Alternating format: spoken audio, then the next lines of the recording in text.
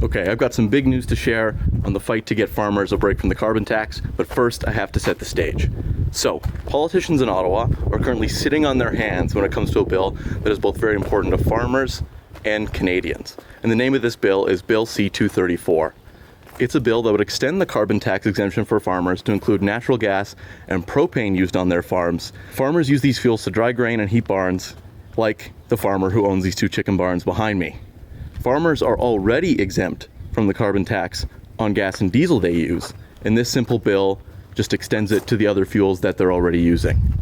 It's really simple. But this bill has been through the ringer, and all of the delays have cost farmers big money in relief. So how do we get here? First, this bill or similar bills have already passed the House of Commons twice. Once it got passed up to the Senate, our supposedly esteemed unelected senators fiddled with the bill and watered down the relief for farmers. So in December, the Senate passed it with two amendments. One that would only exempt the carbon tax from grain drying and not heating barns, so this farmer here would get no relief. An additional amendment also ends the relief after only 3 years.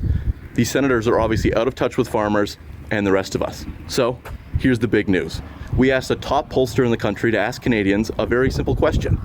Do you think farmers should be getting this carbon tax exemption on natural gas and propane? And here's what Canadians said, a smart group of people. 7 in 10, or 70% of Canadians want the government to give farmers a break on the carbon tax. That's the vast majority of Canadians, and it makes sense why they think that way. Because without this relief, the carbon tax on natural gas and propane will cost farmers almost $1 billion by 2030, according to the Parliamentary Budget Officer.